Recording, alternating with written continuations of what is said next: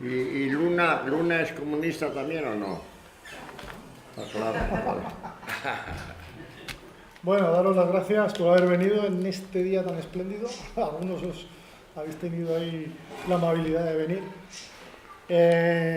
Vamos a presentar unos libros aquí bastante interesantes que no hemos podido introducir en el programa oficial, lamentablemente, pero estamos muy contentos de estar aquí en la Asociación de Vecinos de la Unión, que nos han concedido la oportunidad de estar con vosotros.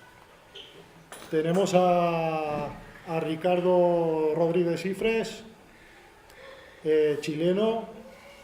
Algunos ya lo conocéis, tiene una dilatada carrera militante.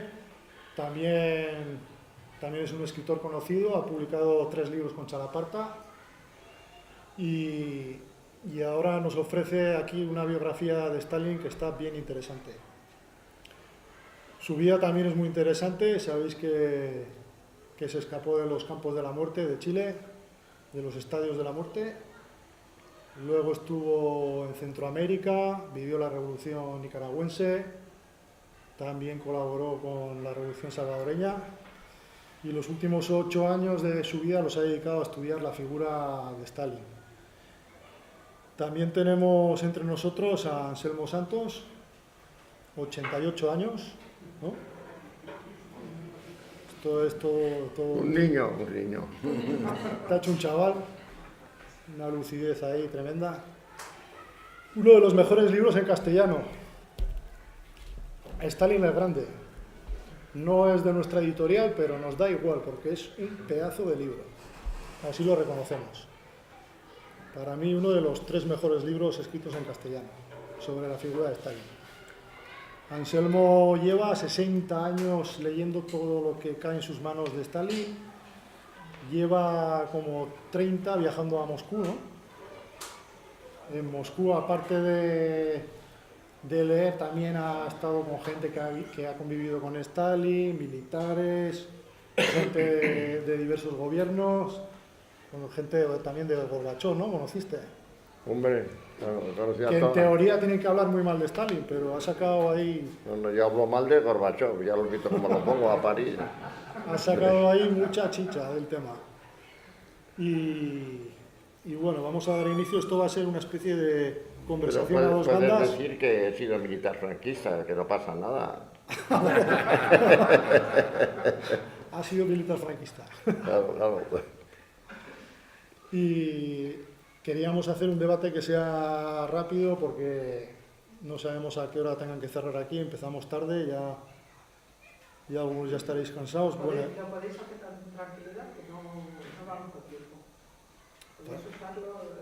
No me digas eso delante de aquí. Bueno, a las 8:30 cerramos. Bueno, entonces el formato del debate va a ser un ping-pong entre los dos ahí comentando capítulos de sus libros, pero también poniendo en común sus vivencias y sus estudios sobre la figura de Stalin, ¿no? Igual para empezar, nos gustaría empezar rompiendo el paradigma de Stalin como una persona inculta, como una persona con poca preparación, que no era un intelectual. Entonces tú, Anselmo, creo que sabes que se ha estudiado su biblioteca personal. Igual podríamos empezar por ahí. Como quiera. Sí, pero yo creo que por derecho propio tenía que ser el chileno el que empezase, ¿no? ¿Por qué? Yo empezaba por edad, ¿no? Hay que... Bueno, no, aquí hay una cosa, había diferencia enorme entre el libro de Ricardo y el mío. Ricardo estudia la figura de Stalin como un político marxista y yo estudio la figura de Stalin como un hombre de Estado. La diferencia cada vez es enorme. Yo exclusivamente cojo a un personaje que cuando llega al poder, Rusia estaba en la miseria absoluta. La guerra mundial, donde murieron más gente murieron 5 millones de rusos. La guerra civil murieron 7 millones de rusos. Datos que yo sepa, porque Ricardo pone más. Pero bueno, y después... Después hubo 4 guerras más que dice el Domenico Lo Zurdo. Claro. Que después de la guerra civil hasta claro. la Segunda Guerra Mundial hubo 4 guerras. Claro, porque era tal la miseria en la que había quedado el pueblo. Bueno, la guerra civil fue absolutamente una salvajada de un calibre de un lado y de otro. Hay que intentar ser objetivo. Para haceros una idea, cuando los blancos cogían a un rojo, lo metían vivo en las calderas de una locomotora. O sea, así ha sido una barbaridad esa guerra. Hay un libro muy interesante sobre la guerra civil, yo lo tengo en inglés, y luego es que se te pone la carne de gallina. Entonces, él, ¿hasta qué punto estaría en la miseria el país que Lenin tuvo que acudir a Occidente para alimentar a su pueblo? Tuvo que pedir ayuda internacional, porque se moría la gente, no había nada de nada. Se habían cargado todo, en tanta guerra y tanta, se habían cargado todo lo que había que hacer. Entonces este hombre coge ese país en la miseria y fijaros cómo lo dejó, ¿sabes? Entonces él, con esa obsesión que tenía por la cultura, a la gente le dio formación, la música era obligatoria en las escuelas, el ajedrez era obligatorio en las escuelas. En plena guerra mundial construyó 34 palacios gigantescos para música y para danza, entre ellos el de Novosibirsk, que es el palacio de ópera más grande del mundo, más grande que la Scala de Milán. Una cosa impresionante, solo ver aquel escenario y la maquinaria que hay detrás. No. Entonces, claro, a mí lo que me llamó la atención de Stalin fue eso, la capacidad para hacer tanta cosa. O sea, para educar al pueblo, para reconstruir el país. Claro, hemos tenido que luchar contra opiniones muy negativas sobre la colectivización y sobre la industrialización y sobre las purgas, y etcétera, etcétera. Pero yo prefiero, de verdad, dejarle la palabra otros 5 minutos a Ricardo, y después me parece que lo mejor es que ustedes pregunten. Es mucho más divertido que ustedes pregunten y no le importa meterse conmigo, ¿eh? No pueden meter, con este señor no, ¿eh? Que ellos no se pueden meter, ¿eh? Porque este es un santo y a los santos no hay que meterse con ellos. Gracias. Bueno, hablar de Stalin no es fácil. No es fácil hablar de un hombre que asumió la dirección de un país gigantesco,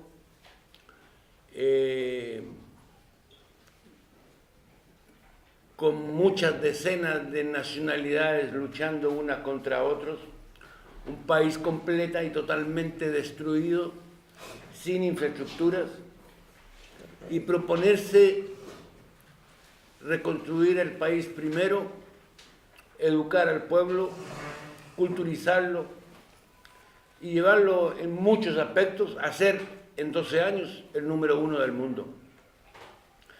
Esa es una hazaña nunca vista en la historia. Stalin es una figura muy controversial, no podía ser de otra manera. Solamente, yo creo, un hombre de unas capacidades y de unas visiones impresionantes, absolutamente fuera de lo común, hubiese podido concretar todo lo que concretó Stalin. El país, como decía Anselmo, quedó completamente destruido después de la guerra civil. Que las cifras de los muertos de la guerra civil pues fluctúan entre 10 millones, 15 millones, 7 millones. Pues nunca nadie se va a poner de acuerdo en las cifras, porque la extensión de ese país y era muy difícil hacer un recuento. La guerra civil fue, como todas las guerras civiles, entre hermanos, de una brutalidad absolutamente espantosa. Stalin fue un comandante de grupos de ejércitos muy grandes durante la guerra civil. Es allí donde la figura de Stalin empieza a ser valorada en la Unión Soviética. Y para que un caucasiano, un georgiano, llegase a esa posición en un país como Rusia, era una cosa también insólita. Después, el famoso autor italiano Domenico Lo Zurdo dice que después de la guerra civil, en Rusia hubieron 4 guerras. La guerra por la colectivización, la guerra por la industrialización, la guerra al interior del partido. Era una posición que empezó a remontarse a partir de los planes de Stalin, considerados imposibles de llevar a cabo por muchos sectores al interior del Partido Comunista y por sectores de mucha influencia que estaban al margen del Partido Comunista, pero que tenían un tremendo poder. Yo creo que todo lo que hizo Stalin fue, 1, necesario y 2, legítimo, dentro de las condiciones que vivían ahí. Naturalmente que las medidas que tomó Stalin hoy día no se podrían tomar, quizás en ningún país. Muy difícil. Pero en esa época el contexto era completa y totalmente diferente. La capacidad de trabajo de Stalin era una cosa también asombrosa. Era un hombre que trabajaba unas 18 o 20 horas diarias, en horarios insólitos también. Se iba a la cama Stalin a las 6, a las 7 de la mañana, dormía hasta 9, 10 de la mañana y de ahí nuevamente al trabajo. Durante la guerra, esa situación llegó a ser insoportable para muchos de sus asistentes principales y muchos de sus generales. No resistían el trabajo a que los sometía Stalin y no había otra alternativa.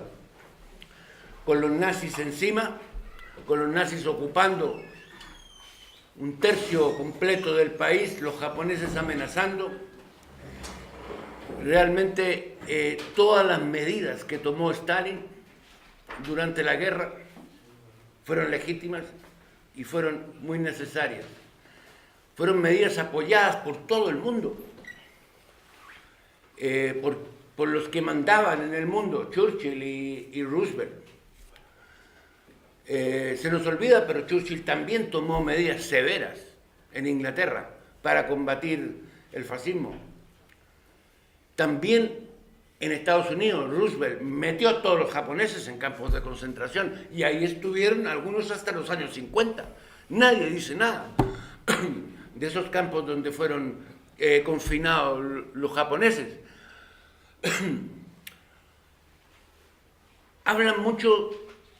Se habla mucho del terror.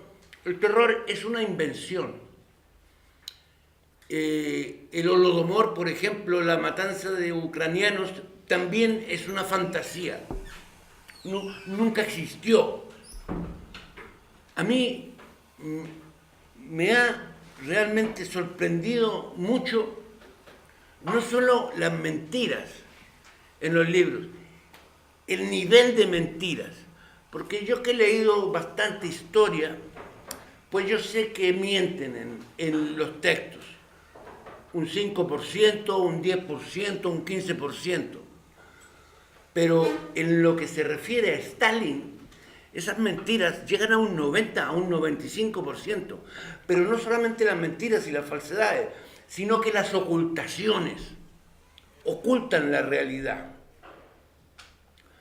Muchos se preguntarán, pero es que asistentes de Stalin como Nikita Khrushchev se volvieron contra él. Era lógico que Nikita Khrushchev se volviese contra Stalin.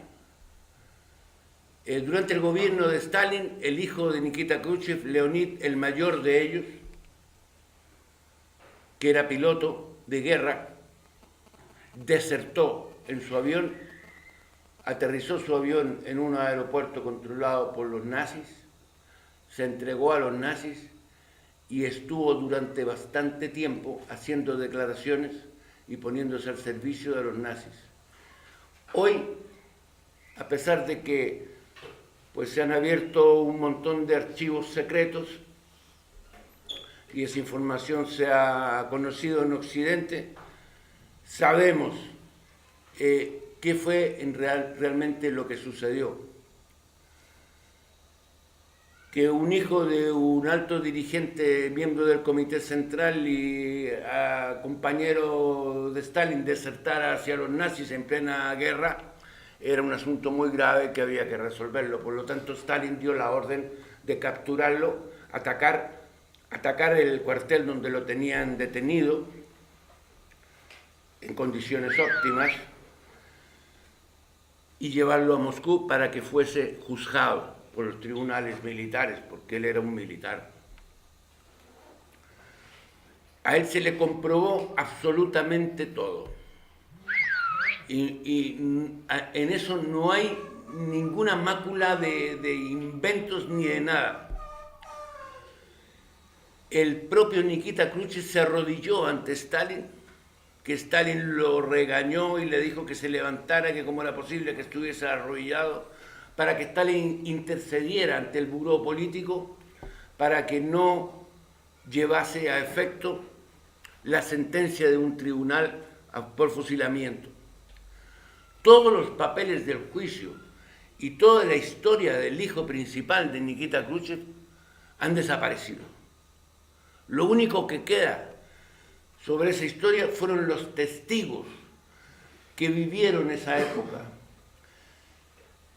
El hijo de Leonid Khrushchev fue juzgado, condenado y llevado a un bosque en las afueras de Moscú para ser ejecutado. Y allí fue fusilado. El fusilamiento lo presenciaron mucha gente del ejército que todavía está viva y que hoy día pues, pueden hablar. En realidad,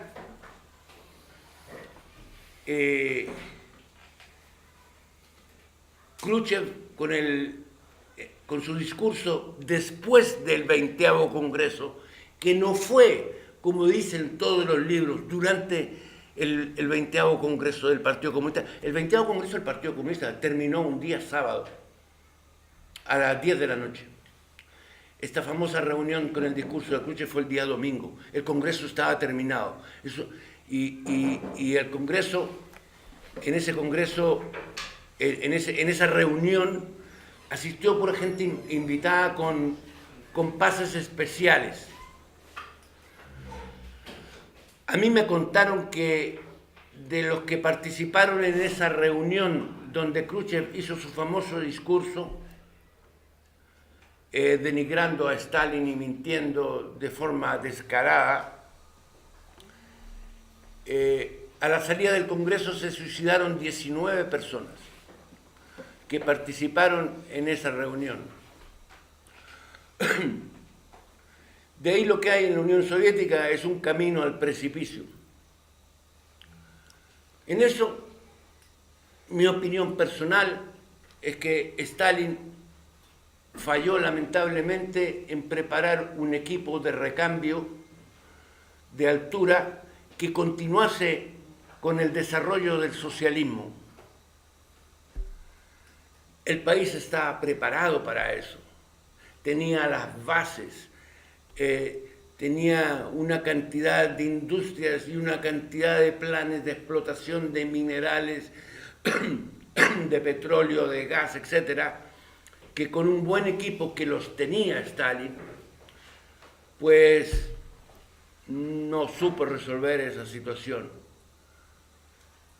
Yo concuerdo con mi compañero Anselmo, conversando con él, que después de la guerra Stalin ya no era el mismo Stalin. Stalin empezó a decaer en términos de capacidad física y en términos de capacidad mental.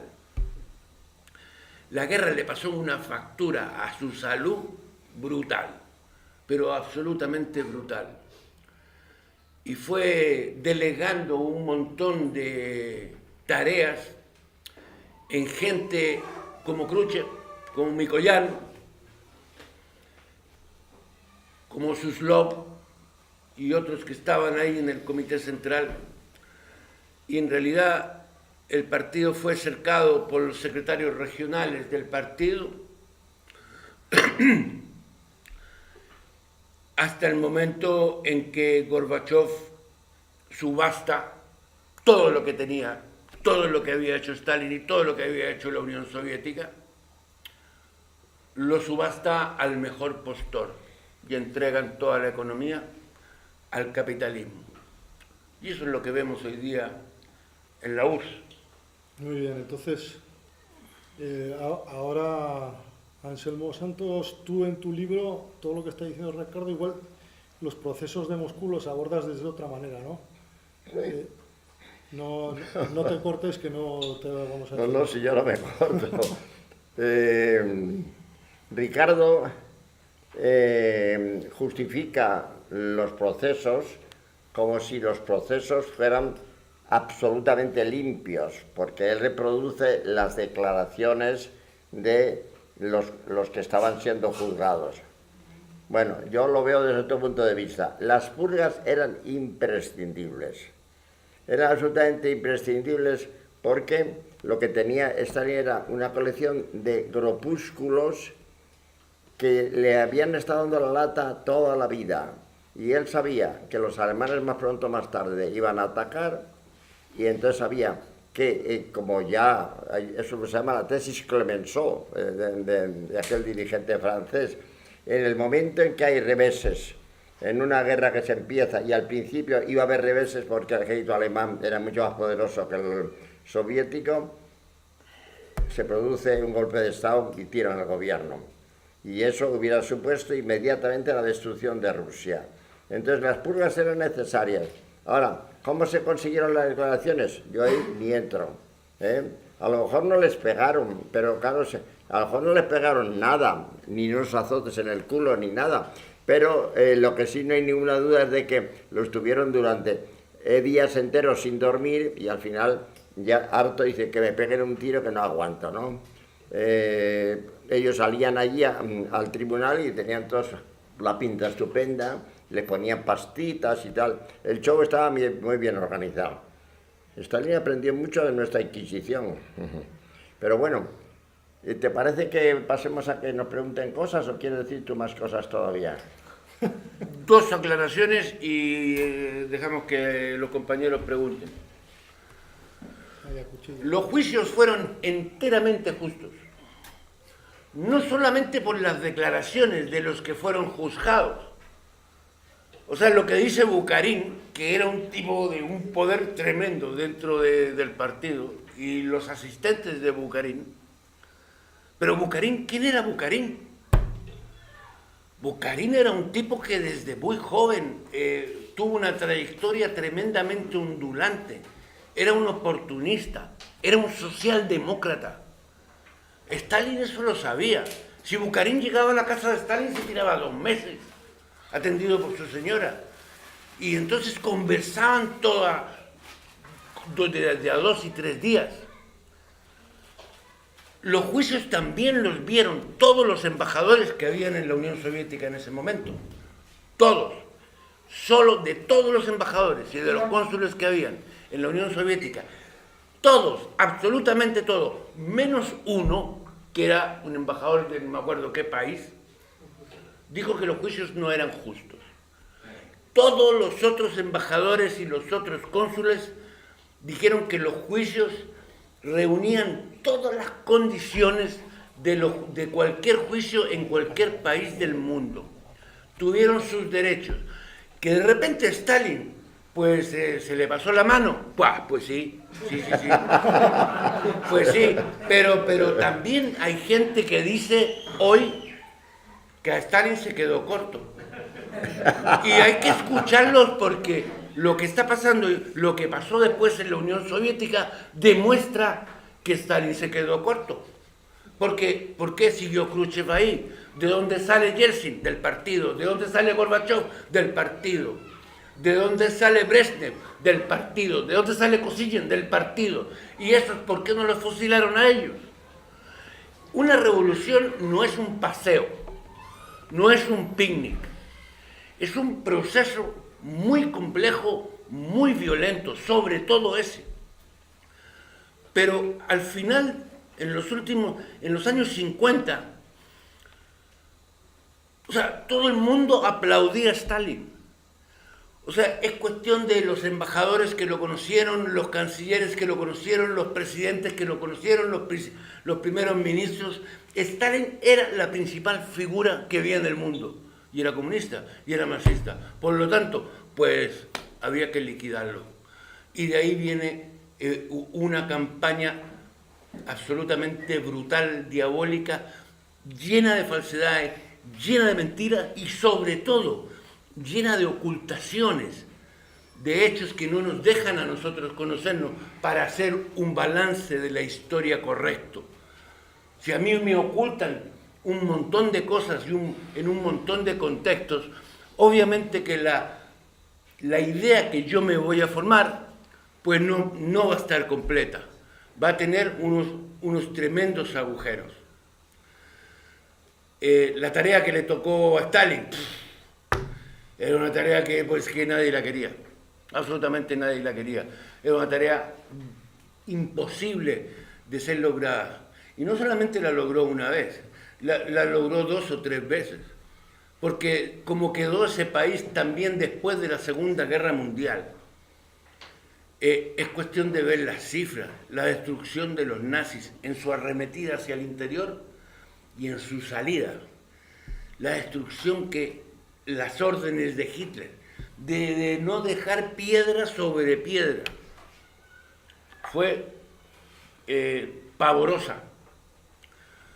En 1948 todavía habían tarjetas de racionamiento en Alemania, en Inglaterra y en Francia.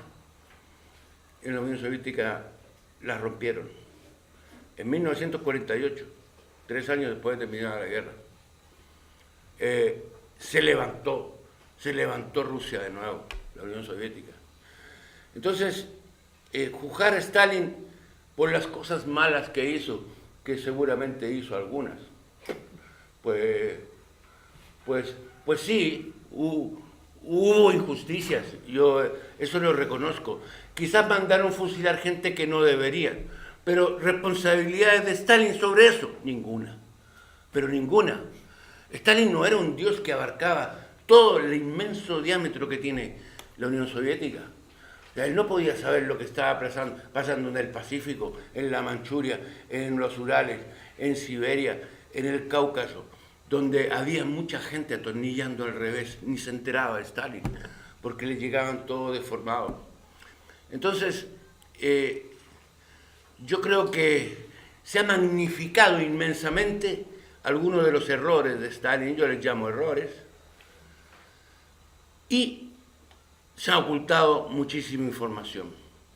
Yo soy absolutamente convencido, después de haber leído un poco sobre el tema, de que todas las medidas que tomó Stalin fueron legítimas y fueron muy necesarias.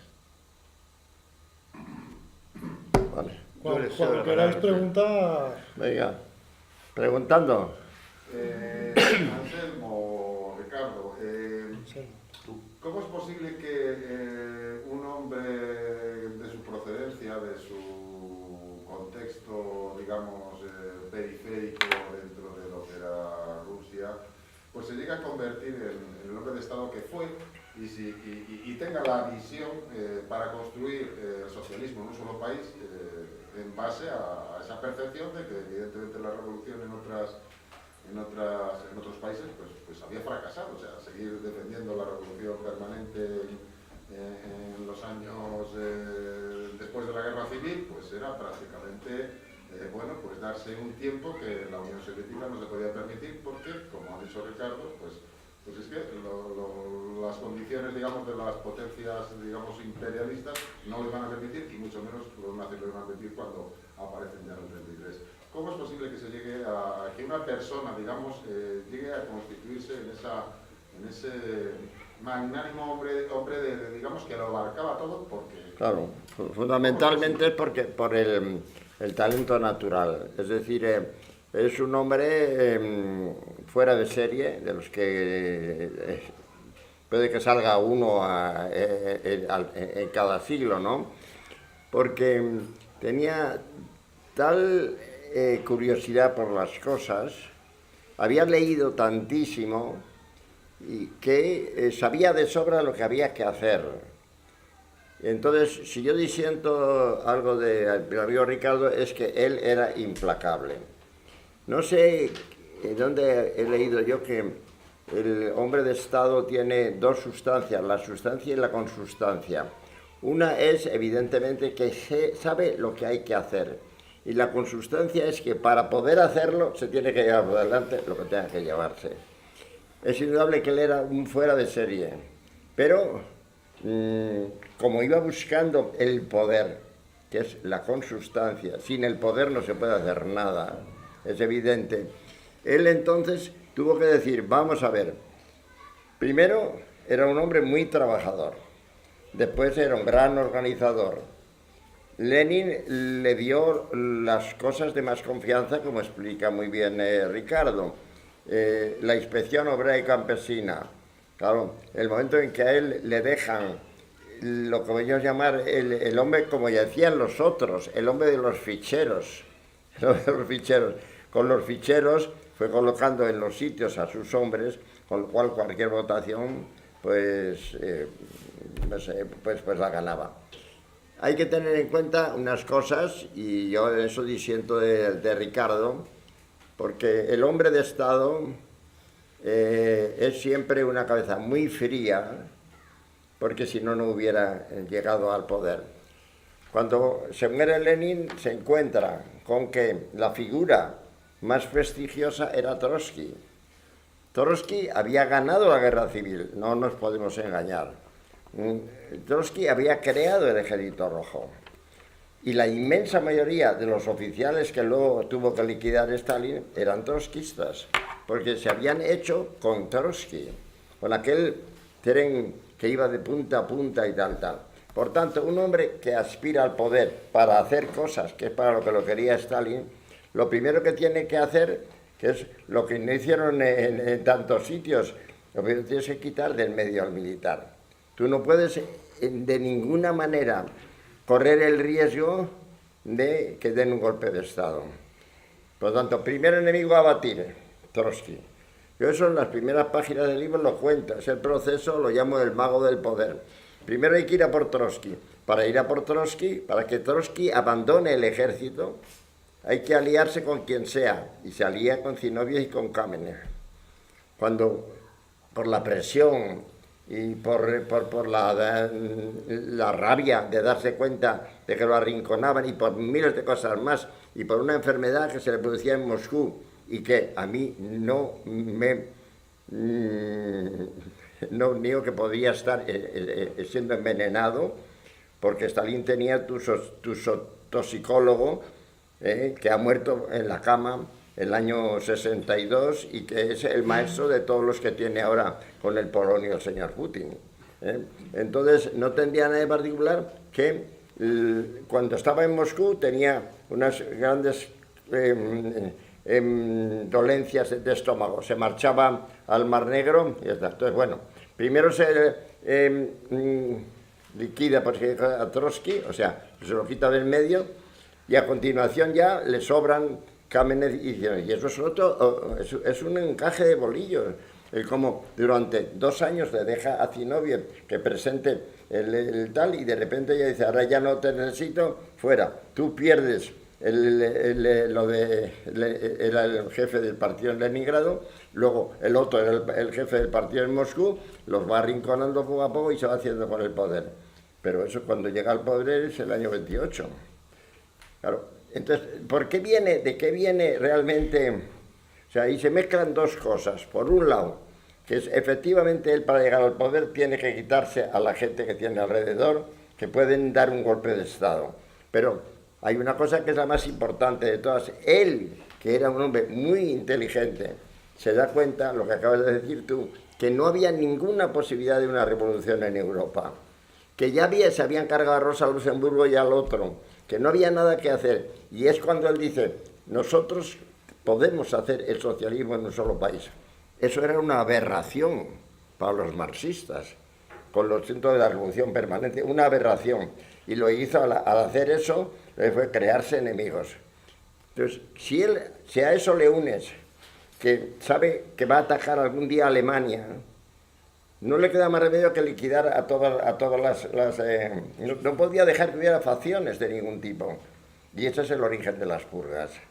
La colectivización hay sobre ello montones de estudios. Imaginaros, 25 millones de parcelas individuales. ¿Cómo hubieran podido alimentar a un ejército de 7 o de 8 millones de hombres? Mandando jarros a recogerle a los campesinos los excedentes, unos saquitos de trigo, hubiera sido imposible. Hubieran perdido la guerra si no hacen la colectivización. Y eso tiene que quedar absolutamente claro. Ahora, a eso hay que añadirle otra cosa. La colectivización suponía, y en eso no estaba equivocado Bukharin, la explotación del campesino, que es lo mismo que hicieron en Inglaterra. Si tú no haces acumulación de capital, ¿de qué dónde lo puedes sacar? Explotando al campesino, porque necesitaban forzosamente divisas para crear una industria de guerra. Y es que no tenía otra solución. Entonces, claro, él lo que era, tenía clarísimo lo que había que hacer. Y entonces, ahí sí que se puede aplicar el fin justifica los medios. Porque luego, sobre las purgas, ha habido, digo, sobre los campos de concentración, ha habido exageraciones, bueno, de calibre inmenso, ¿eh? O sea, el Salamov con todo ese asunto de los ratos de Colima. Yo tengo fotos de Salamov en los que está el tío rozagante, naturalmente enchufado en la cocina. O sea, muy bien, tú hablas mal de cómo lo pasamos. Pero es que además ahora hay libros actuales, por ejemplo, el libro Dictadores, en el que reconoce que la inmensa mayoría de la gente que estuvo en los campos de concentración no murió. Porque los campos de concentración de Hitler eran de exterminio y los de Stalin eran para que trabajasen. Y en Siberia hay de todo. O sea, en Siberia los cervatillos no se asustan, pasan por delante y se acercan por ahí como si fueran perritos. Entonces, un país como una región como Siberia, que tiene un 40% más de extensión que Estados Unidos y tiene 30 millones de habitantes, pero ¿cómo se puede alimentar? Se puede alimentar no a los 10, 12 o 14 o 2 millones de presos que tuvieran. Nadie se moría de hambre. Es mentira, eso es mentira. Pero lo que sí tenía claro Stalin es que solo podía ganar la guerra si todos aquellos que podían dar un golpe de Estado eran eliminados. Y lo que yo cuento ahí es que grupo de Bukharin, tal, en total 800.000 tíos. Vale, ahora va Alex, luego Susana. Yo creo que hay que distinguir dos cosas, ¿no? Está por una parte los procesos de Moscú, y aunque hay una relación, son locales distintas, luego el gran terror, ¿no? Del año 37, 38, por ahí, ¿no? Y yo quisiera una mayor clarificación sobre eso, ¿no? Porque parece ser, ¿no?, de que hay gente que fue juzgada por posiciones políticas, que fueron juicios políticos. Y, hombre, hay mucha gente que lo refuta, yo creo que Ricardo lo refuta, incluso el Grover Fur ha escrito un libro, los Amagables de Trotsky, donde habla de eso. Entonces yo quisiera más comentarios sobre esto, porque esto se refleja en la película esta de Misión en Moscú, ¿no? La película más magistralista que produció Hollywood, donde es una realidad que había una conspiración, que había atentados, que había sabotaje. Entonces, que yo no... Otra cosa es que luego hubiese gente inocente que fuera ejecutada. Eso es otra historia. Pero, vamos, que yo no creo que fueran juicios políticos, ¿no? O sea, había acusaciones sobre hechos reales, ¿no? Venga. A mí no me importa contestar. Si no limpias una casa todos los días, se te acumula la basura. Está muy bien. Pero eso es de perogrullo. Esto está muy bien. Está muy Pues- bien, muy bien. Muy bien. Y además es verdad que es eso lo que hizo. Por lo tanto, Stalin coge un partido y coge un país con una burocracia pequeña, chatita, pero muy en oposición a las políticas que tenía Stalin. Yo me pregunto, ¿qué otra política podía haber desarrollado Stalin? Ninguna otra. Stalin solamente, yo creo, tenía una sola alternativa, viendo a los nazis y viendo a los fascistas cómo se estaban preparando. No tenía más alternativas. Stalin no creyó en los quintacolumnistas que tenían, sino hasta que matan a Kirov.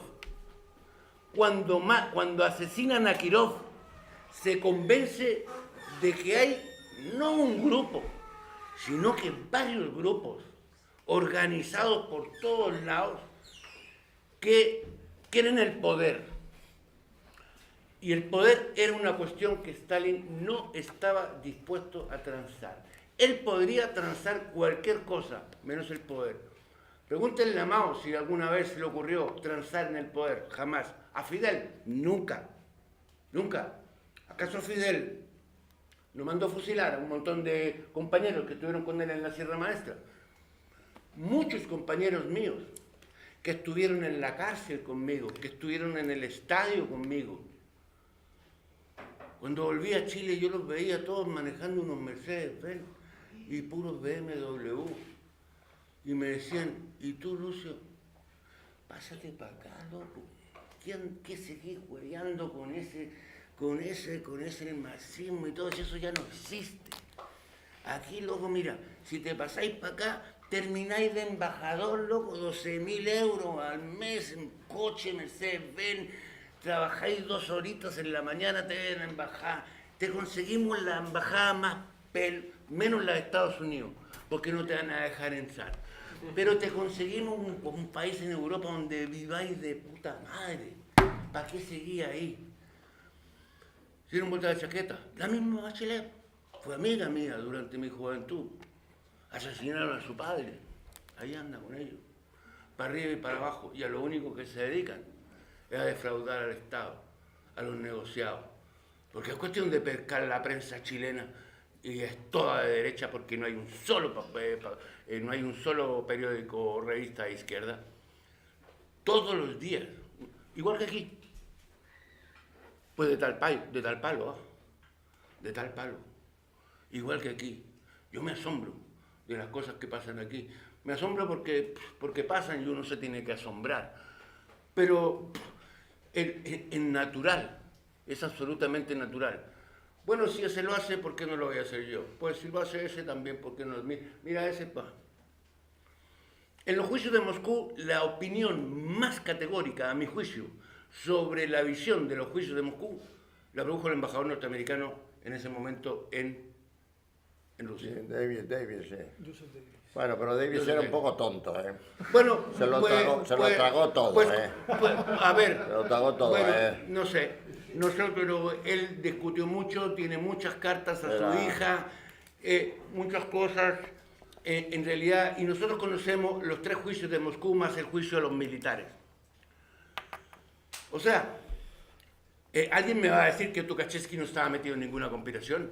Hombre, él asistía a reuniones con los nazis, pero a reuniones con los nazis. Sí, lo acusaban a cada rato, están probadas sus reuniones. El Benes, el presidente de Checoslovaquia, son ellos los que los acusan, fuera de que... Disiento, y para eso estamos aquí, para disentir. Bueno, vale. No. Ya. No, yo te digo, Primero, los militares es uno de los temas que a mí me ha interesado más porque soy militar. Claro, ¿cómo no me va a interesar ese tema? Yo procedo de la academia. Tuchatevsky, en primer lugar, era trotskista, porque había llegado a donde había llegado gracias a haber sido un hombre brillante en la guerra civil. Toda la gente que le rodeaba también eran trotskistas. Todos esos generales que había alrededor de Tuchatevsky eran trotskistas porque procedían, es decir, como aquí la mayor parte del ejército sigue siendo franquista, porque ¿dónde han hecho carrera? Pues con Franco, pues ahí están. Entonces, ¿qué sucedía? A eso se unía otra cosa. El riesgo latente de que den un golpe de Estado está ahí, pero a eso se unía otra cosa. Es que eran unos incapaces, que eso la gente, hemos tardado años en saberlo. Nunca hubiera podido uno de los generales que se cargó Stalin manejar 1 millón de hombres como un Koniev, como un Rokossovsky o como un Zhukov. Porque él, 3 años antes de hacer la purga de Tuchatevsky, habría creado la Escuela de Estado Mayor, a donde iba la gente brillante a dedo. Stemenko, concretamente, estaba destinado cómodamente, recién casado, en una guarnición provinciana. Y dijeron, usted a la mejor ha estado yo no quiero ir. Dice, no, es que no quieras ir, es que ha dicho Stalin que vayas. Y luego, cuando terminó, como era un tío brillante, lo encierran en el Estado Mayor y dice, yo quiero mandar tropas, tú aquí. Y allí aguantó toda la guerra, ¿no? Entonces, los demás eran africanistas, lo que nosotros llamamos africanistas. Es decir, era el tipo de Yagüe, de Mojardó, de toda esta gente que no sabían hacer nada en absoluto. A los cuales, también en eso disiento de nuestro amigo Ricardo, se unían 2 colaboradores suyos de toda la vida, pero que eran subnormales profundos, que eran Vorochilov y Budionni.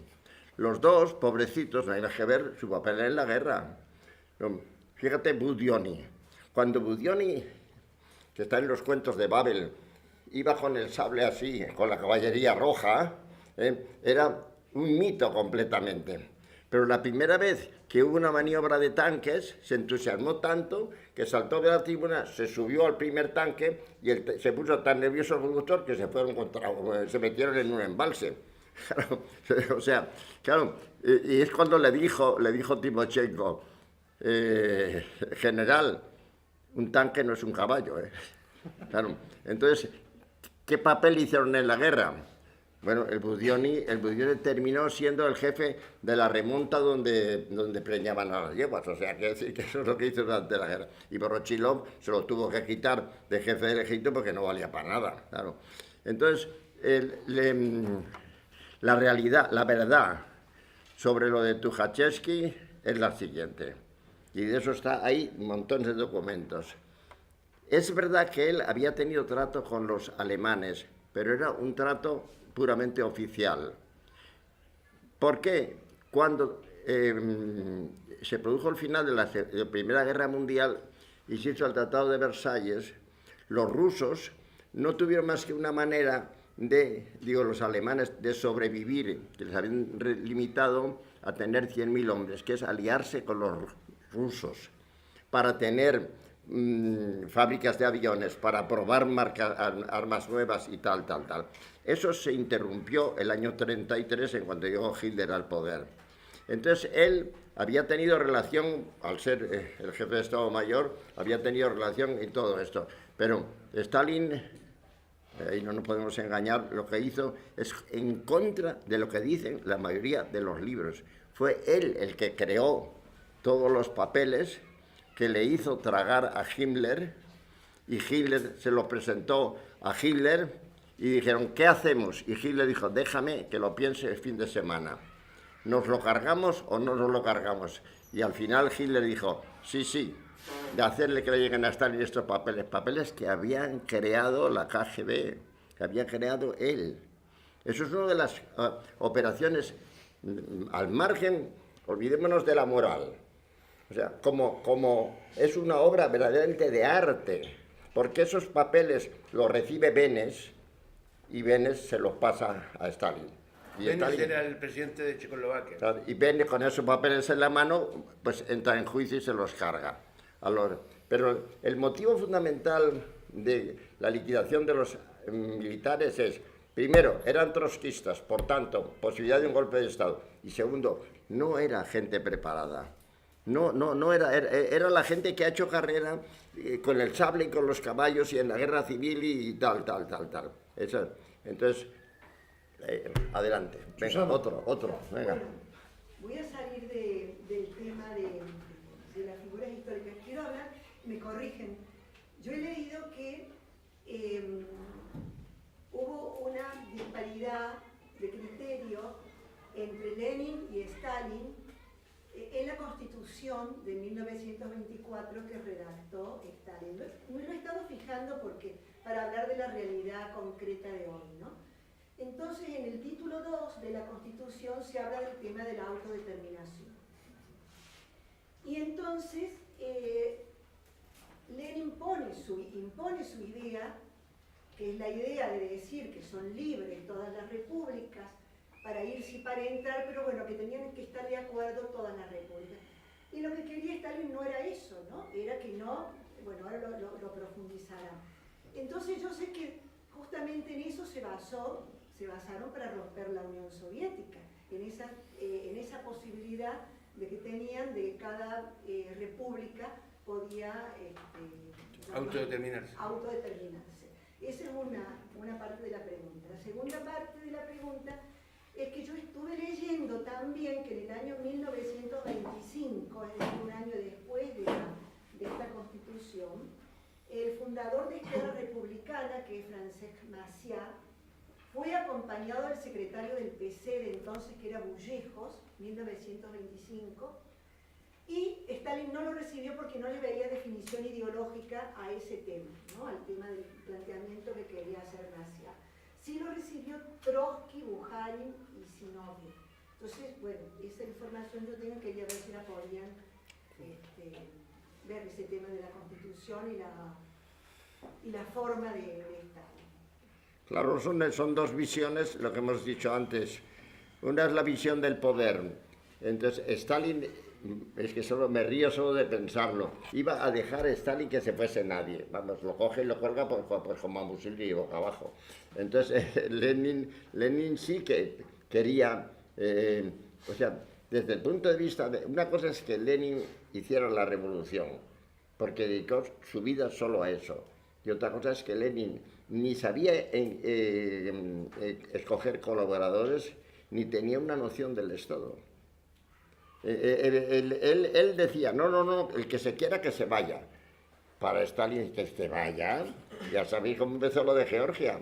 Cuando habían ganado los mencheviques y estaban gobernando los mencheviques en Georgia. O Finlandia. O Finlandia también. Claro, ¿y qué hizo? Pues entonces echó para andar, mandó allí a gente suya y los liquidó a todos los mencheviques. Claro, es cuando Lenin se cabreó y cuando dijo que este era un bárbaro, que había que sacarlo de ahí y tal, las buenas las mangas verdes, ¿no? Eran dos visiones diferentes completamente. Era, si quieres, más humana la de Lenin. Es decir, que quiera que se vaya. Y para Stalin que se vaya nadie. Adelante. Yo quería preguntar, centrándonos en la figura de Trotsky, sabiendo... ¿Cómo? Centrándonos en la figura de Trotsky, sabiendo toda la evolución que tuvo desde que se creó el Partido Socialdemócrata y toda la progresión que tuvo, ¿cómo estuvo tanto tiempo, que a mí me parece que estuvo demasiado tiempo, rondando por esos lares? No le he seguido. Que cómo ¿Cuánto aguantó tanto Trotsky tiempo tantos para años ti? la dirección del partido. Ahora, a mí me parece que... No. O sea, durante la construcción del Estado socialista yo creo que... O sea, sí, tiene cosas... No, Trotsky duró 10 años ahí.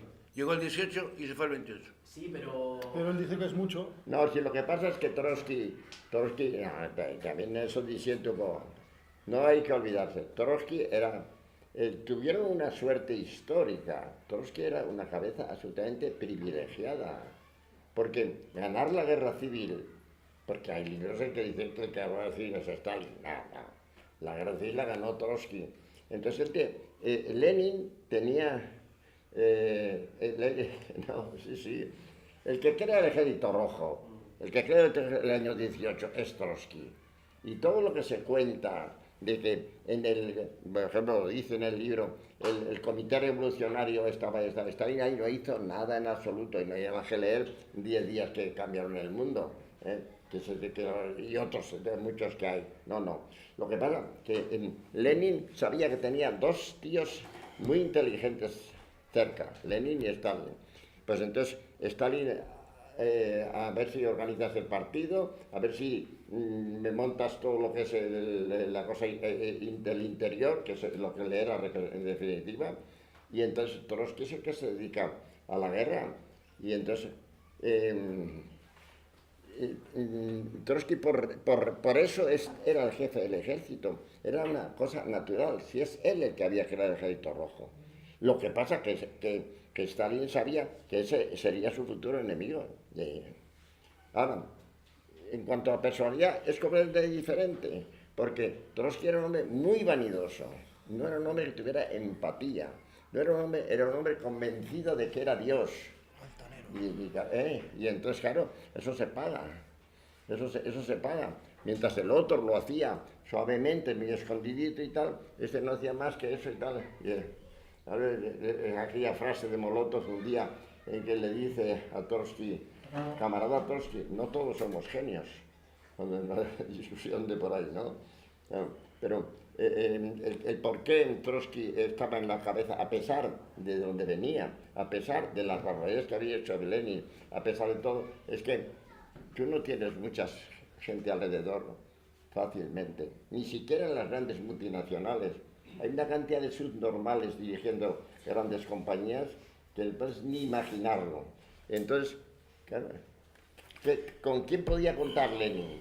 Con Zinoviev y Kamenev, que le habían traicionado porque habían denunciado que iba a haber un golpe de Estado. ¿Qué más gente tenía? Con Bukharin, que lo había puesto a parir, y que se lo quería cargar por lo de Brest-Litovsky. No, entonces no tenía más que esas dos personas. Y ahora, en cuanto que Trotsky, que dirigía el Ejército Rojo, se muere Lenin, hay que ir a por él. Hay una cosa que estaba claro desde antes de la Revolución de Octubre. Trotsky y Stalin eran dos trenes a gran velocidad por la misma línea en sentido contrario. Y eso lo sabía Stalin y lo sabía Trotsky. Yo concuerdo con el compañero Anselmo en que Trotsky era un tipo muy brillante, es cuestión de leer sus escritos y todo. Concuerdo también con él que fue el creador máximo del Ejército Rojo. Pero en realidad el Ejército Rojo es el que combatió en la Guerra Civil. Después de la Guerra Civil se necesita otro tipo de ejército. Claro. Otro tipo. Y ese ejército lo hace Stalin. Que sí. Y además Stalin era un erudito en las cuestiones militares. Que sí, de acuerdo. No había nadie en el mundo que se manejara en esa cuestión. Los generales que promovió Stalin, que eran montones, y que todos llegaron ahí, los más importantes llegaron a Berlín, más los que no conocemos. Yo hablo mucho en mi libro del general Joseph Apanasenko.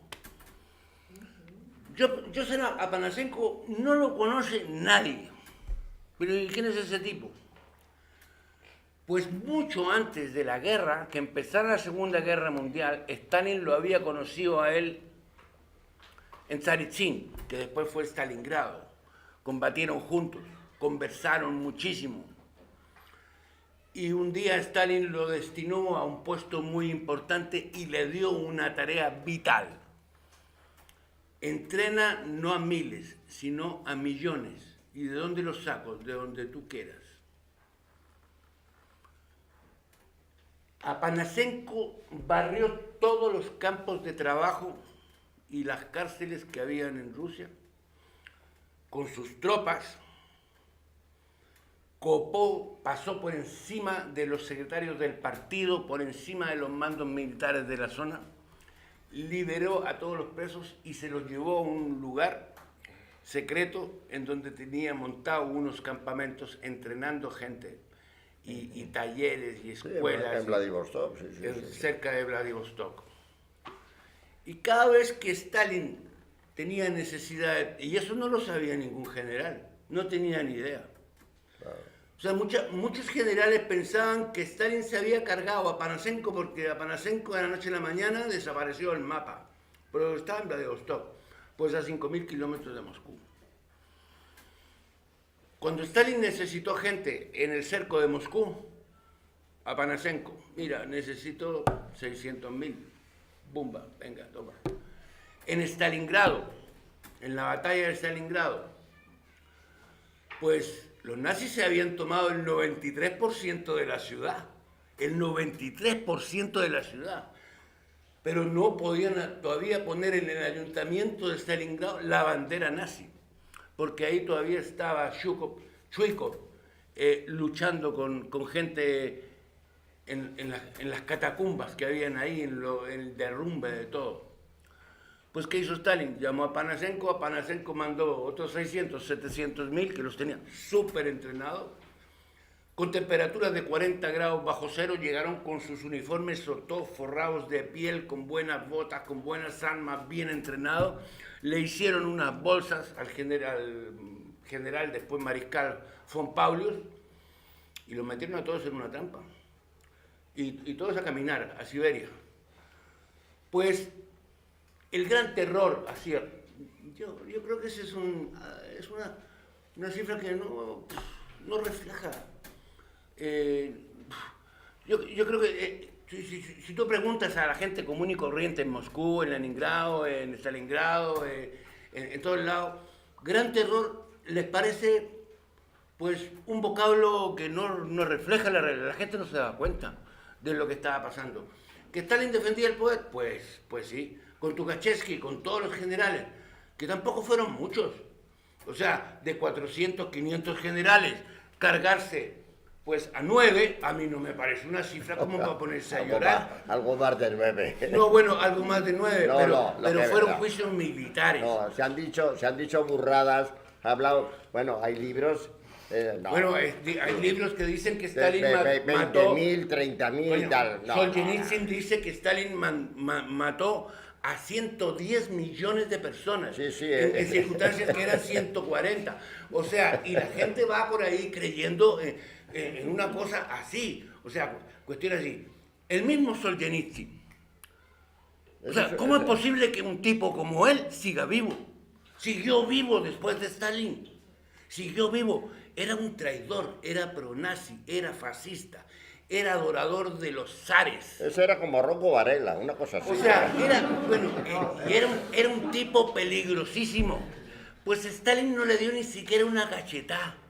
Es más, cuando lo encontraron ya reiteradamente haciendo propaganda en favor de los nazis en las trincheras soviéticas, en el Ejército Rojo, y lo arrestaron y lo juzgaron y lo condenaron a un campo de trabajo, Stalin estaba totalmente enterado de esto. En el campo de trabajo a Solzhenitsyn le dio cáncer en el estómago. ¿Saben lo que pasó? Pues lo sacó del campo de trabajo, se lo llevó a Moscú, lo operaron, lo dejaron vivito y coleando y entero, rebosante de salud, y lo devolvieron al campo de trabajo. Y en el campo de trabajo todos dicen que vivía como un rey. Y después escribe un libro que es Los Gulags. O sea, es que no se sostiene. Bueno, te interrumpo un poco, solo para hablar de este pájaro. Pero ese pájaro, pues, mira, yo no sé cómo es posible, y después lo expulsan de la Unión Soviética y se dedica por todo el mundo a desprestigiar a la Unión Soviética y a contar puras mentiras, y se hace multimillonario. Sí, que sí. No, este pájaro lo que le pasó es lo siguiente. Él escribe una carta a un amigo en el que criticaba algunas cosas, pues que por siempre falta en un ejército, que no llegaba al correo, que el cura no estaba allí o lo que fuese, ¿no? Cualquier cosa de ese tipo. Y entonces lo engancharon. Pero él declaró que era físico nuclear. Era matemático, nada más. Claro, y se lo creyeron. Y entonces Stalin a los sabios los tenía, lo que llamaban ellos, las prisiones académicas, para que trabajasen. Entonces nunca pisó un campo, él no ha cogido nunca una pala para levantar una de tal, sino que todavía lo tal. Y luego para ser lo que es un traidor. Pero bueno, Todos los generales soviéticos dicen que han leído el libro, que es una fábula, el archipiélago Gulag. Son puras mentiras, son puras mentiras. Y lo dicen los mismos generales que ni siquiera eran estalinistas. Sí, que sí, que sí. Venga, otro, venga. ¿Quién era? Te toca, venga. Bueno, yo les quiero mi opinión. Y bueno, así me lo comentó No, era simplemente una cosa técnica que tenía que parar un momentito para que no le cortara a él la pregunta por la mitad, ¿vale? Se está grabando la charla. No, di. No, di que estabas hablando, dilo. Bueno, ya que... Yo, entonces, ahí tengo dos preguntas. La primera son principalmente para Seno también, aunque Ricardo si quieres también. Por dos cosas que has dicho. A mí, cuando has contado un poco todos los movimientos que hace Stalin para evitar o quitarse de medio todo lo que podía hacer un golpe de Estado, yo por temas del centenario de la Revolución Central he estado leyéndome las actas de los congresos del PQ y entonces yo me encontré con cosas como, por ejemplo, que al Comité Central lo elegían todos los militantes del partido a un hombre de un voto. Entonces, ese nivel de democracia no me encaja mucho con un plan maquiavélico en el que una persona puede ir moviendo fichas como si aquello fuese un ajedrez para cargarse de tal, que entiendo que se puede hacer, pero me gustaría saber si podéis contar cómo se hace eso dentro de un partido en el que se practica la democracia interna de esta manera. Y luego, lo que has comentado de Joseph Davis, el embajador americano, de que era tonto y tal, en el libro de Davis, él cuenta cómo habla con ingenieros norteamericanos que están en la Unión Soviética, que le dicen los ingenieros americanos, aquí se están produciendo sabotajes, y cómo él se extraña, se escandaliza de que el gobierno soviético no tome medidas más duras ante ese volumen de sabotaje hasta el momento en que matan a Quito. Entonces yo no sé si Davis, que era uno de los pocos diplomáticos occidentales que se dio cuenta de lo que eran los nazis antes de empezar la guerra, era tonto, si todos los ingenieros que también denunciaban eso eran tontos también. No, son dos cosas diferentes. Una, es evidente que había sabotajes, pero esos son anteriores a las purgas generales, cuando se hacen los juicios de los saboteadores. No se puede industrializar un país sin traer grandes managers. Y entonces están ahí los libros sobre la creación de magnitogors y tal, son ingenieros americanos. Entonces es evidente que toda esta gente no quería que triunfase la Revolución Soviética.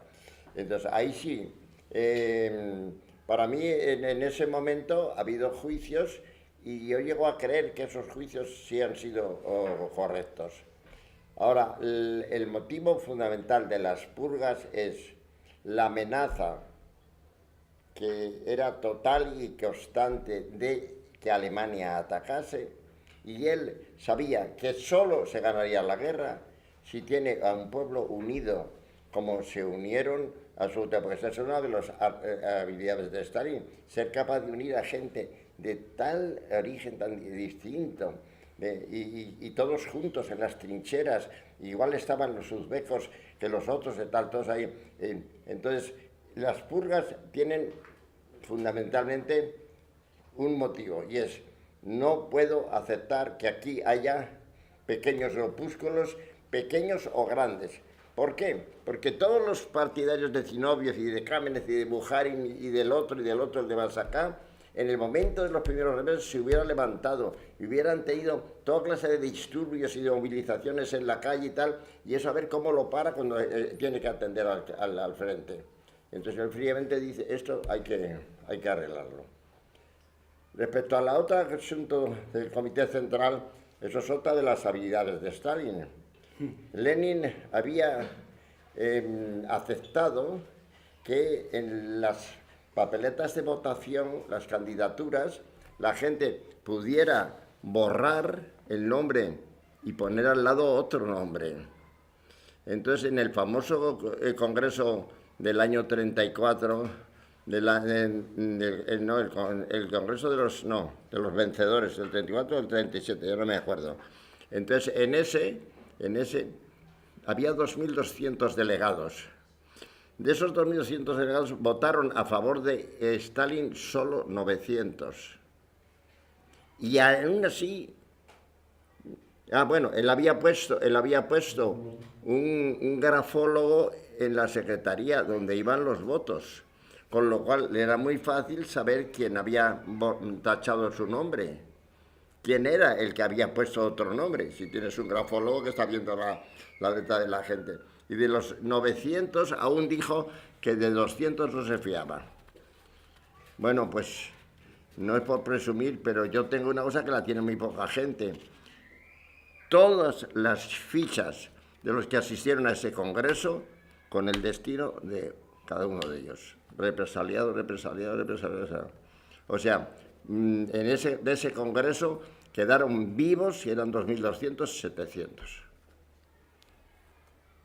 El único momento en la historia de la Unión Soviética en donde Stalin, es mi opinión, tuvo todo el poder, pero absolutamente todo, fue durante la Segunda Guerra Mundial.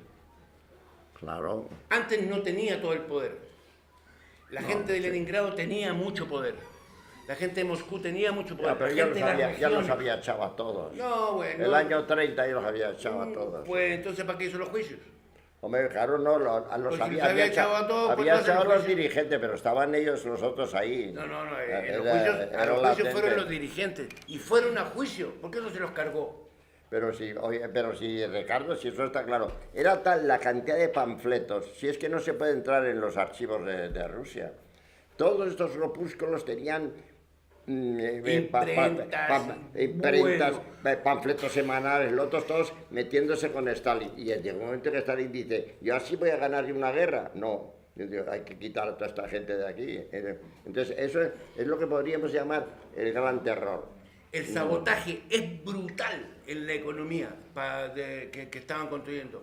O sea, todos construyendo un país y montones de grupos, muchos antagónicos entre ellos, envenenando las aguas. El ganado bovino, todos muertos. Las vacas, todos muertos. La mitad de los caballos, todos muertos. Bueno, pues esos eran los gulag, esos eran los gulag. Y los que estaban contra Stalin. O sea, una destrucción de la economía que no lo acepta ningún gobierno en el mundo. Acepta que te vuelen las fábricas, que te envenenen las aguas, que te quemen los sembrados, que te envenenen las semillas, que te roben las partidas cuando van los carros o los trenes con los sueldos para pagarles a los obreros, o sea, o a los campesinos. Ningún gobierno del mundo acepta eso. Y llegó un momento en que la gota rebalsó el vaso. O sea, Stalin, a partir del asesinato de Kirov, pues mira, se pone firme y empieza a recoger a toda la gente que estaba ahí, que no eran disidentes solamente, porque una cosa pues es que tú pues tengas otra opinión, tengas otro plan, apoyes otra cosa. Era una disidencia súper violenta y súper... Hombre, querían cargárselo, claro, querían matarlo, eso está claro. O sea... Bueno, a ver, compañero, a ver...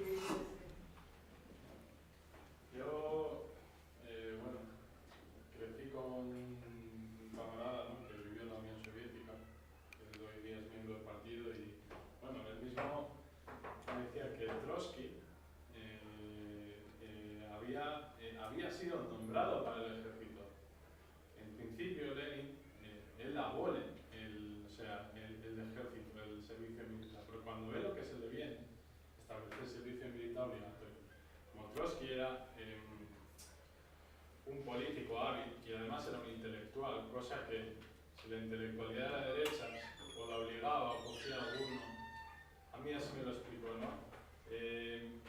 ¿Hasta qué punto estáis vosotros de acuerdo con la versión?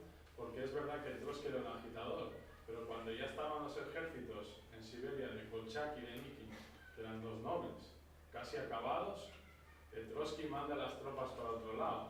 Llega un momento que el mismo Lenin destituye a Trotsky, porque incluso formó un montón de debates dentro de la guerra.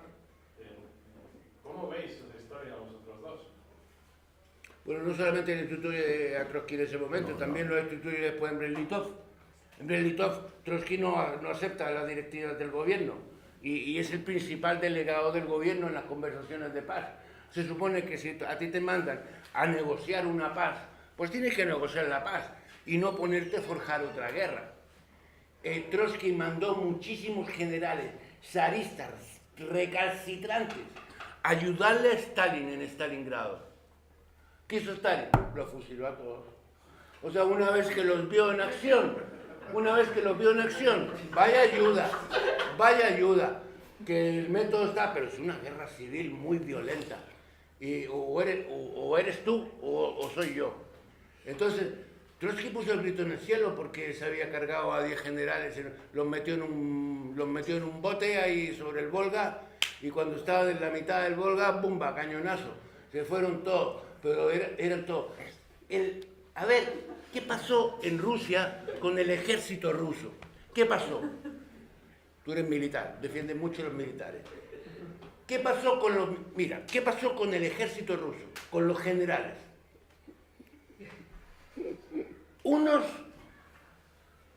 se fueron del país, se robaron todo lo que pusieron, todo lo que estaba ahí, pues, y se fueron a Estados Unidos, a Canadá, a París, a Checoslovaquia, a Italia. Se fueron para todos lados, un montón, o sea, estamos hablando de varios cientos. Ese fue un grupo. Otro grupo siguió peleando adentro, pero por el zar. Los que mandaban el ejército blanco eran todos generales zaristas, se quedaron a pelear. Y a otros les dijeron, tú, tranquilo, pásate a los rojos, te esperas ahí, te camuflas ahí, y cuando llegue el momento te llamamos. Tukhachevsky y toda la gente estaba en ese plan. No, pero... Esa es mi opinión.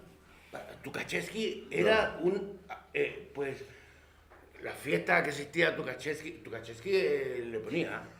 Y cuando le ponía, se iba de lengua. Como casi todos los que le ponen, se van de lengua. Y entonces lo pillaron a Tukhachevsky muchas veces.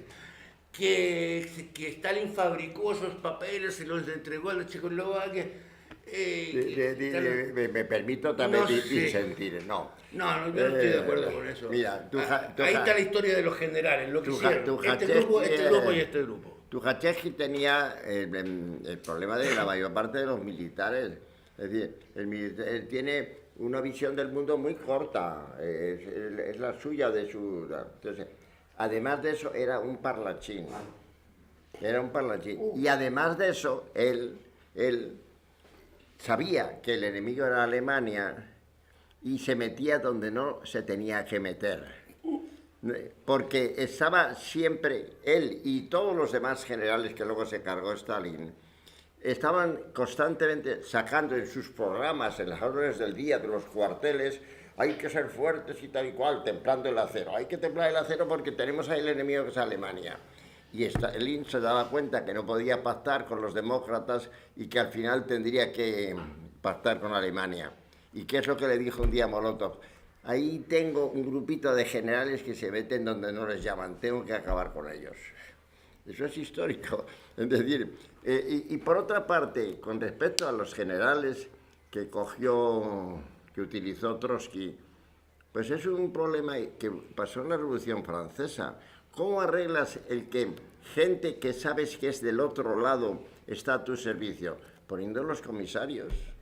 Eso es un invento de los franceses, no es un invento de Stalin. Tú tienes el comisario que te está diciendo si son o no son. Ahora, en eso Stalin era mucho más intransigente, se fiaba mucho menos de ellos. Y entonces, en esa guerra civil tan feroz, cuando estaba precisamente él en lo que luego fue Stalingrado, pues ahí hizo lo que acaba de decir Ricardo. Dijo, bueno, se acabó, la vamos a ganar por cojones, hablando mal y pronto. Aquí, a esto me los liquido a todos, ¿eh? Y en cuanto a lo de Trotsky, pues yo ya solo os digo una cosa. A mí los intelectuales no me gustan nada. No hay ningún intelectual que haya valido nunca para nada en la política. O sea, aquí tenemos ahora mismo los opositores esos que han hecho tantas oposiciones, mira cómo están intentando resolver el problema catalán. Son unos bestias. Entonces, el intelectual, voy a poner un ejemplo, Herrero de Miñón. Herrero de Miñón es un tío de una gran cultura, pertenece a 40 academias y tal y cual.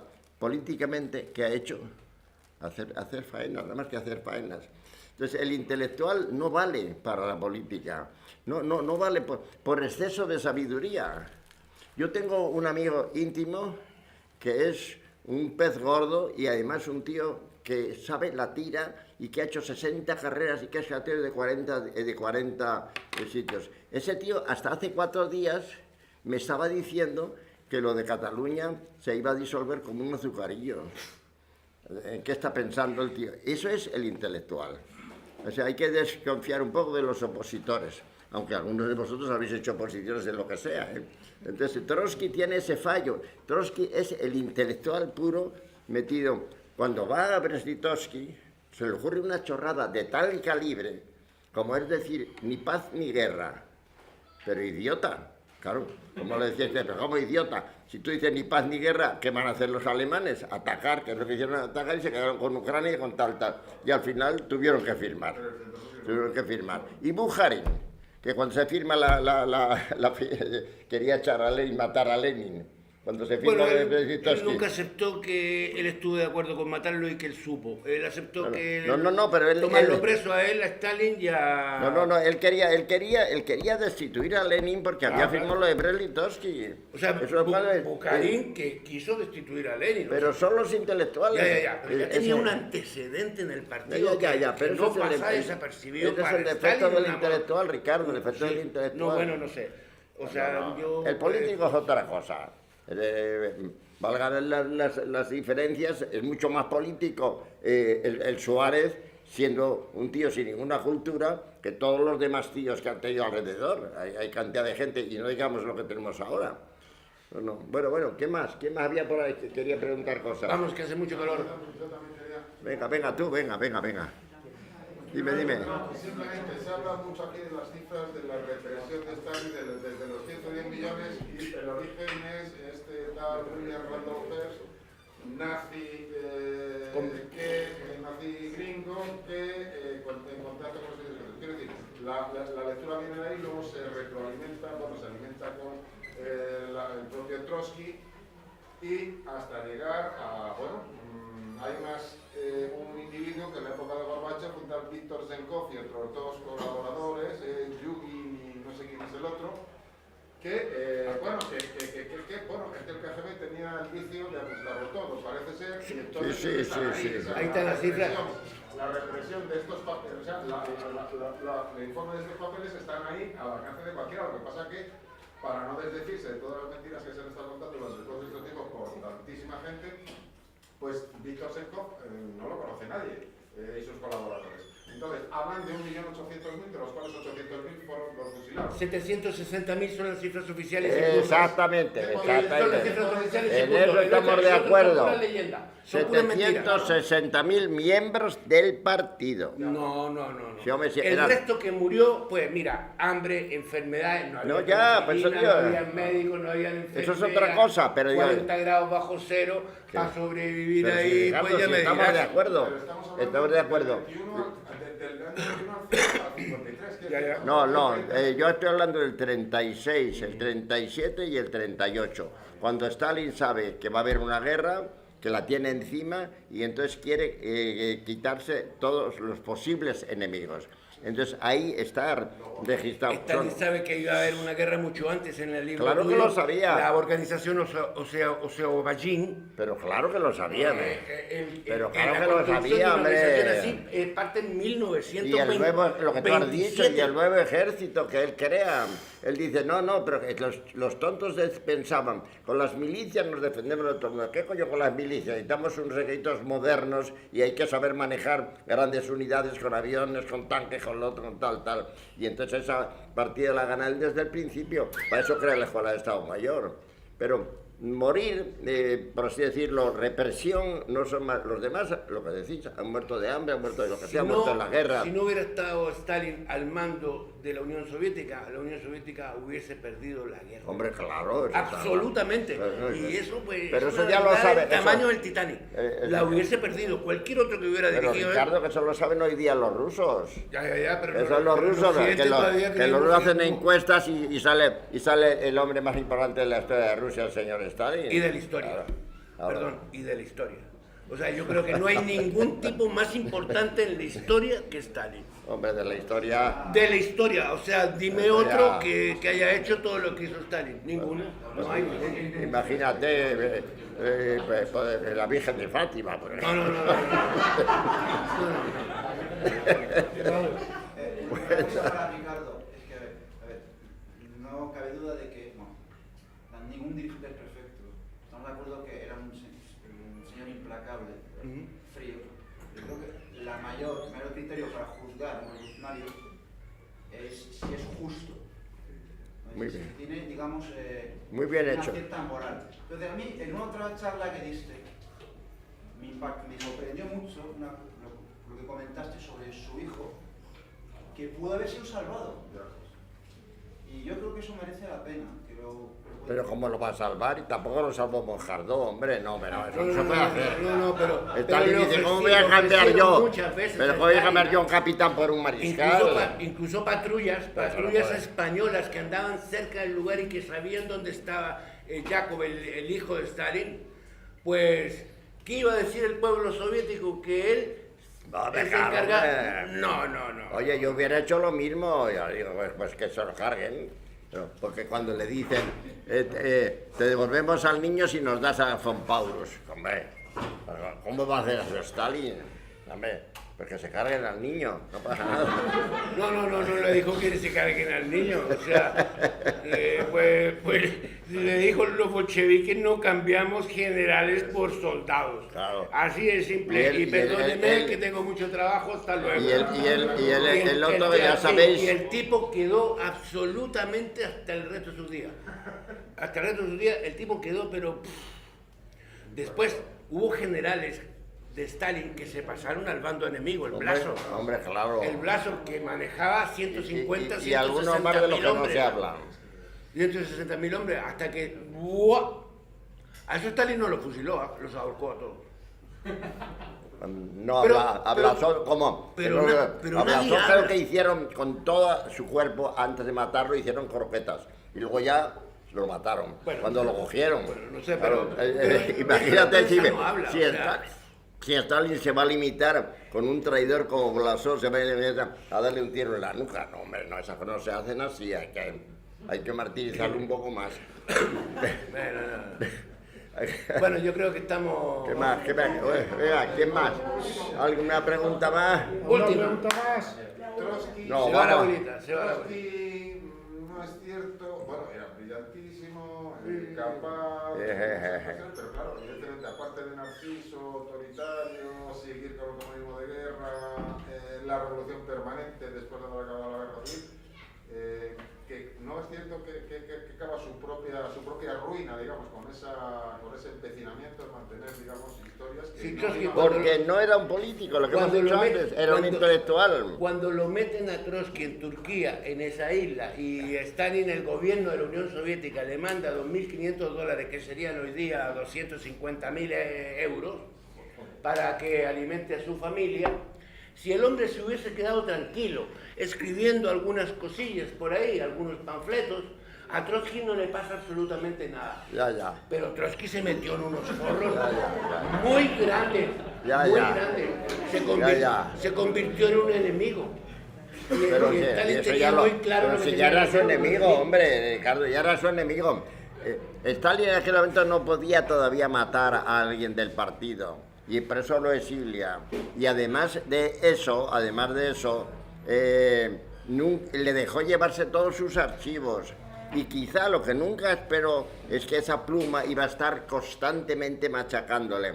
Pero a mí eso no me vale como argumento porque estaría demasiado listo. Él sabía lo que tenía ahí y por eso dio la orden, hay que cargarse a este tío. 10 años después. Os doy un año. 12 años, Fracasaron otra vez. 12 años después se lo carga. Bueno, por cerrar esto, yo querría solo decir una cosa. Stalin, hay unas fotos en el Museo de la Victoria de Moscú muy interesantes.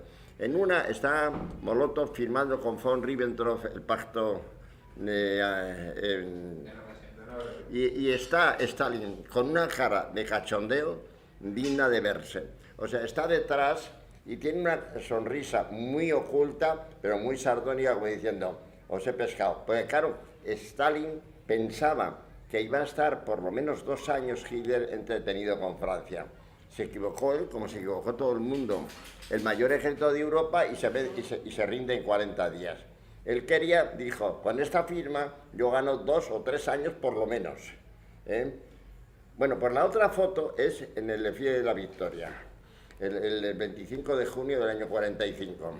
Stalin tenía muy mala circulación, o sea, se le hinchaban las piernas porque retenía líquidos, ¿no? Y entonces se le ve perfectamente en los vídeos, está bailando todo el tiempo en la tribuna. No es solo el problema de que esté bailando, es que es un anciano. Es que es un anciano. Es una cosa absolutamente, me llama muchísimo la atención. Y entonces a partir de ese momento Stalin empieza a... Ya no es él, ya no es Stalin. La guerra le pasó ya no tremenda acierta. salud. O sea, ¿cómo se le puede ocurrir a él ser el primer país que reconoce a Israel, pensando que como los ciudadanos de Israel, en una gran parte, era gente que él había liberado de los campos de concentración alemanes, iban a ser aliados suyos? Cuando se da cuenta de que son aliados de Estados Unidos, imaginaros. Pero los diarios de Israel, el día que murió Stalin, primera plana. Ya. Pusieron, se apagó el sol. Nunca he visto yo un titular más brutal en la historia del mundo. Sí, pero la realidad... Este es muy bueno también. Pero la realidad es que eran aliados de Estados Unidos y lo han sido y lo seguirán siendo toda la vida. Entonces es a partir de ese momento cuando le entra el ataque... Y lo acusaban de antisemita. Bueno, en ese momento se convirtió en un antisemita, no nos engañemos, en ese momento se convirtió en un antisemita furibundo. Bueno, ¿alguna pregunta Le dio más? tal rabia, tal. A ver, venga. Santiago. Yo quería matizar una cosa. Se ha dicho que creo que ha sido Anselmo Santos, que la figura del intelectual es incompatible con la del político. Sin embargo, yo creo que en Stalin se juntan las dos cosas. No era solo porque como hombre de Estado pues se puede poner a la altura de Sí, pero es que... o de un Alejandro Magno, sino porque tenía obras teóricas y textos que incluso después de la Segunda Guerra Mundial se quedó demostrando vamos, que sabía bastante de doctrina de materialismo histórico. Sí, pero lo que quiero decir es que, a mi juicio, cumple una figura que se hablaba en la Grecia clásica, que muy pocas figuras históricas son así, que es la del rey filósofo. Entonces, no es una crítica, es un matiz, es decir, es un hombre de Estado, un hombre de acción, pero al mismo tiempo es un teórico, cosa que no se da muchas veces en la historia. Solo es el matiz. Bueno, es que realmente, quizá yo me expreso mal. Para mí un intelectual es la persona que pertenece al mundo académico. Vive en la teoría, siempre está en la teoría. Ahora mismo estamos viendo un proceso muy difícil para este país, que es lo que hay, interpretaciones de lo que pasa. Es que no es eso, es lo que pasa, lo que interesa. Está ahí lo que pasa. A mí qué coño me importa. A mí me da igual que como si fueran islamistas. Ahí hay una cosa, es un problema. Y eso la gente no lo ve. Entonces, no, lo que era... otra cosa es que Stalin fuera un hombre muy ilustrado, un tío muy trabajador, un hombre que había leído mucho y sobre todo si fue capaz de leerse los 34 tomos de las obras de Lenin y bueno, no sé cómo ha podido, yo no sacaba el tiempo. Lo que decía antes Ricardo, porque él se iba a la cama a las 3 o 4 de la mañana y se levantaba a las 9:30 o las 10 y lo que hacía era descolgar el teléfono y al oficial que estaba de servicio le dejaba y dice, cáidenme, no le decía ni buenos días. Toda la guerra, y son 4 años. Eso pasó en una factura a la salud de Stalin, pero han hecho una mierda, ¿no? Brutal. Ya no, ya.